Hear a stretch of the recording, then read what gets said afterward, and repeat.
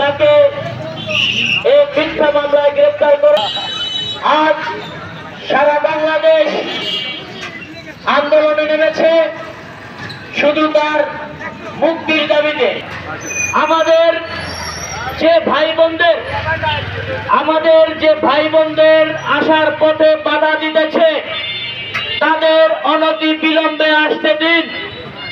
আমরা এর পরবর্তীতে ঝালকাঠিতে এমন সমাবেশ করব সারা ঝালকাঠি অচল হয়ে যাবে।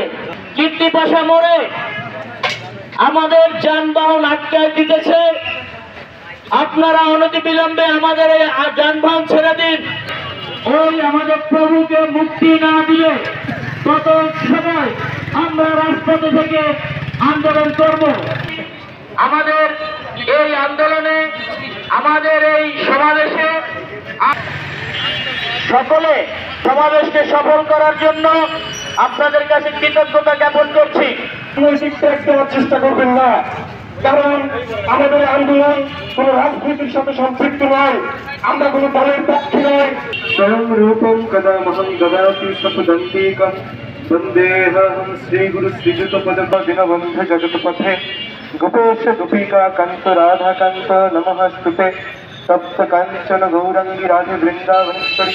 হে ভগবান উবাচ সর্বধর্মান পরিত্যজ্য মামেকং শরণং।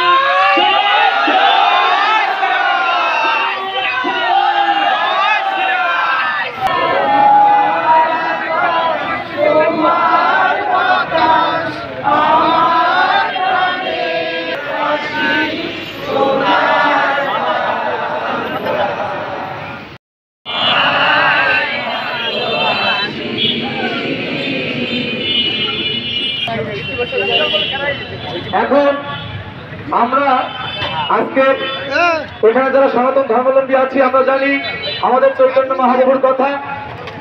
এই চৈতন্য মহাপ্রভুকে একদল দুষ্কৃতিকারী তার মাথায় ঢিল মেরেছিলেন। তিনি আমাদের ঢাকেশ্বরী মন্দিরকে খুব সুন্দরভাবে বলেছেন যে আপনারা মনে করবেন একটা পরিবার, ঠিক এরকম ভাবে তাকে গ্রেফতার করলেন। সেই ব্যক্তি কেন করেছেন, আজকে কেন করেছেন জানেন? আজকের এক চিন্ময় প্রভুর ডাকে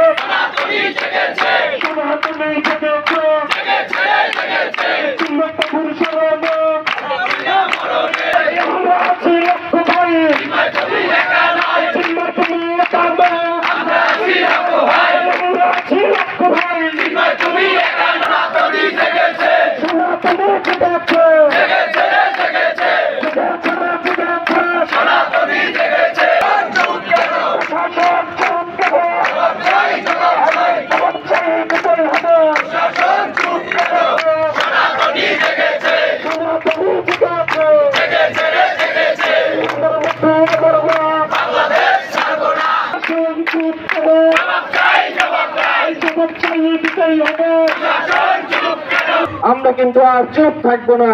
আমাদের অধিকার আদায়ের জন্য আমরা রাজপথে থাকবো। অতীতেও দেখেছেন আমরা সকল কর্মসূচি শান্তিপূর্ণভাবে সমাধান করেছি। এই রাষ্ট্র আমার, এই বাংলাদেশ আমার, আমরা বাংলাদেশকে অত্যন্ত ভালোবাসি, আমাদের জন্মভূমিকে আমরা অত্যন্ত ভালোবাসি। আমরা এখন যারা ছাত্র সমাজ আছে, সনাতনী ছাত্র সমাজ, নারী সমাজ, আমাদের আরো অনেক মানুষ ছিল। আজকের বিভিন্ন আমাদের ধর্মগুরু শ্রীপাদ চিন্ময় কৃষ্ণ দাস ব্রহ্মচারী মুক্তির দাবিতে তাকে মিথ্যা মামলা, হয়রানিমূলক মামলা দিয়ে তাকে গ্রেফতার করে আটক রাখার নির্দেশ দিয়েছে।